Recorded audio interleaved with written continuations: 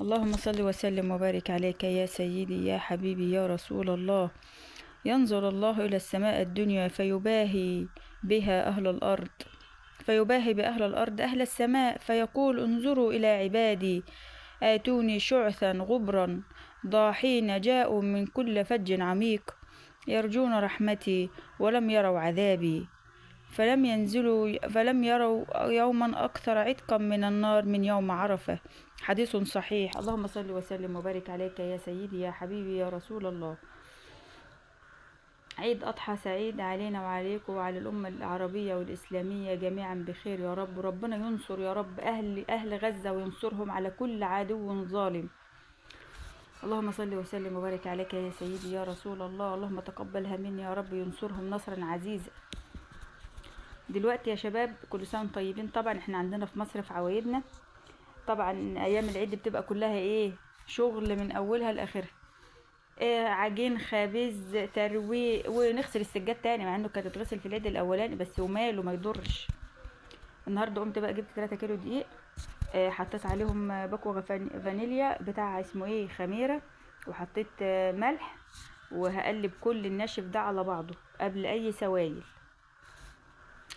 وهقوم بقى ايه اقلباه كله ببعضه زي ما انتم شايفين كده، كله متقلب في بعضه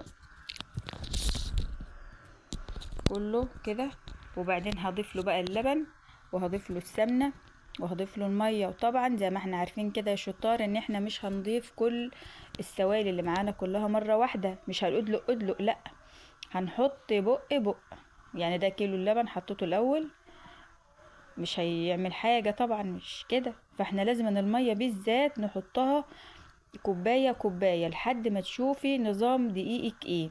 في دقيق بيقبل مية كتير وفي دقيق ما بيقبلش مية كتير، فاحنا لازم نمسك العصاية من النص عشان ايه ما نفضلش نلف في دايرة مغلقة. دقيق حط مية، مية حط دقيق. فاحنا عشان ايه كده الفكرة دي ممكن يعني ساعات الواحد بيبقى مستعجل وكده، فدي الفكرة ما بتجيش في وقت في باله على طول. هقلب بس هخلط كل المكونات دي مع بعضها. شفتي بحط بق ببق، يعني كوباية مية بكوباية مية عشان اشوف ايه الدنيا معايا بالظبط. هقلب كله في بعضه وبعدين اضيف السمنه بتاعتي. دي كانت سمنه بقري على جاموسي بس اتقدحت مني سيكه، هي المفروض كانت تسيح بس.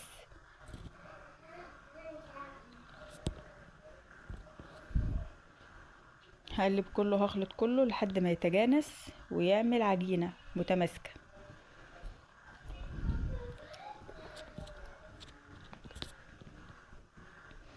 هقلب كله ببعضه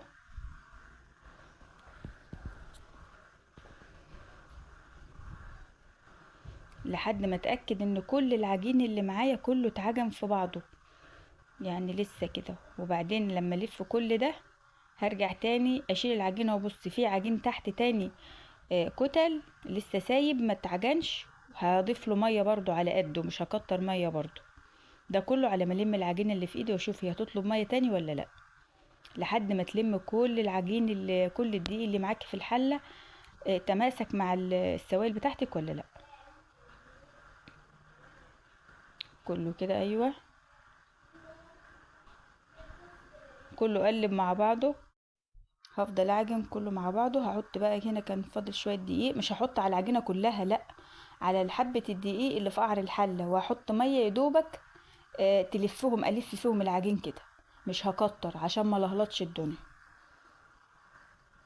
لحد العجينه بتبقى في ايدك زي الملبنايه كده، تبقى لا فيها كتل ولا فيها حتت كده، لا تبقى في ايدك كلها متماسكه كده زي الملبن، ما تبقاش ايه خشنه.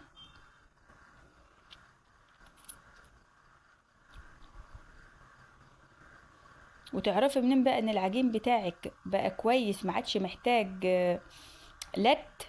لازم تلت وتعجني، تفضلي تلت فيه ربع ساعة. اي عجين بيحب الخدمة اخدميه حلو يطلع لك نتيجة كويسة. هتلاقيه ازاي بقى فوتك في الكلام؟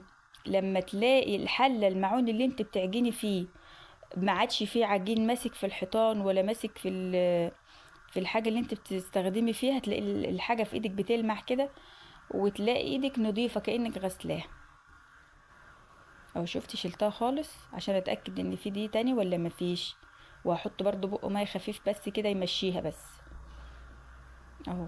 وهرجع احط بقى العجينة تاني وادور فيها اللت برضو، هلتها شوية محترمين.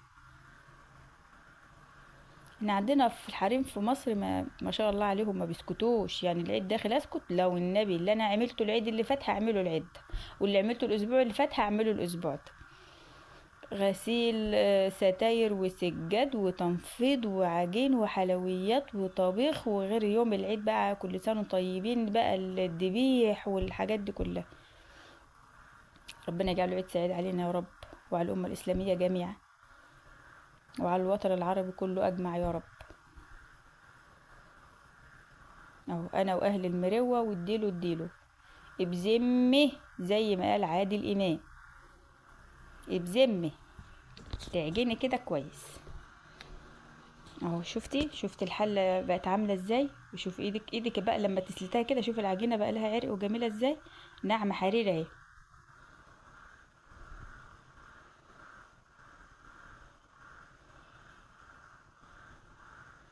هلمها بقى، هبدا المها واسيبها بقى تخمر.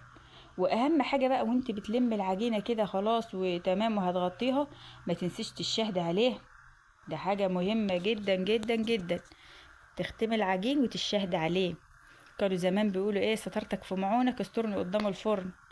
الناس بتوع زمان دول كانوا بركة، ام وامك وست وستك والناس دي كانوا بركة، وشغلهم كله بركة والله. خلاص هسيبها تخمر كده، هغطي عليها واسيبها تخمر. بعد ما خمرت بقطع بقى ايه عشان اقرص. طبعا ما كبرتش القروص في ايدي، او الرغيف خليته صغير عشان ما يفردش مني من الحر. ممكن يفرد مني او في الحر ويخمر كمان قدام الفرن، يبقى حر الفرن والدنيا تلاقي العجينه منك بتعرفش تسيطري عليها. فانا برجح واحبذ ان الرغيف يبقى صغير مش كبير. واحب ارحب باخواتي واصحابي واهلي العزاز الكرام اللي انضافوا للقناه جديد، انضموا لقناتي. والله صفحتي ونورت الدنيا على دماغي طبعا من فوق. اهلا وسهلا، اهلا وسهلا بيكم في قناتي يا شباب، نورتوني. خلاص كده انا بقول لكم انا خلصت. هبدأ بقى اغطي العجين يرتاح شوية على ما اظبط فرني واظبط النار بتاعته وكده، وابدأ في الخبيز على طول. لازم تغطيه عشان وشه ما يقشفش منك. طبعا انت بتخبزي سواء بمكنة خبيز او بالبطاطا او بالفرادة او بالنشابة ايا كان، بس انا بحب اعمله كده بالبطاطا بتاعتنا. هعمل طويل على المكنة وهعمل مدور. وما بحبش ارق العيش قوي قوي ولا احب اتخنه قوي قوي. كده بقى يطلع منك رقيق وجميل بسم الله ما شاء الله، متشبعيش ويفضل طري لاخر رغيف. بالهنا والشفا على قلوبكم يا رب، وعيد سعيد علينا وعلى الجميع يا رب، اللهم امين. يعم السلام والامان علينا وعلى كل الامه العربيه. وما تنسوش اللايك يا شباب، واشتركي في القناه وفعلي جرس الكل عشان يوصلك مني كل جديد. ومش هنسيش هسيبلك ان شاء الله في صندوق الوصف، انا ما نسيتكوش حبايب قلبي اخواتي وحبايبي. عامله لكم بقى ماسكات للبشره وللشعر، تروقي على حالك بقى اوعى. بشره وشعر بقى هدلعك. هسيبهولك في صندوق الوصف. ماسك الموز لترطيب الشعر، تطويل الشعر وترطيبه، وماسك تاني لترطيب البشره وتغذيتها وازاله التجاعيد والخطوط الرفيعه. هروق عليكي، ما اقدرش انساكم بعد المدعكه اللي انتوا فيها دي. لازم تروقوا على نفسكم بقى ليله العيد. يعني انتوا روقتوا الشقه وعجنتوا وخبزتوا وجات عليكم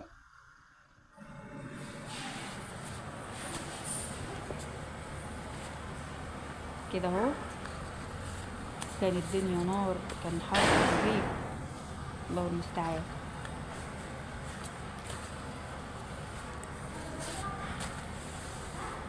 كل سنه وانتم طيبين، وما تنسوش اللايك يا جماعه.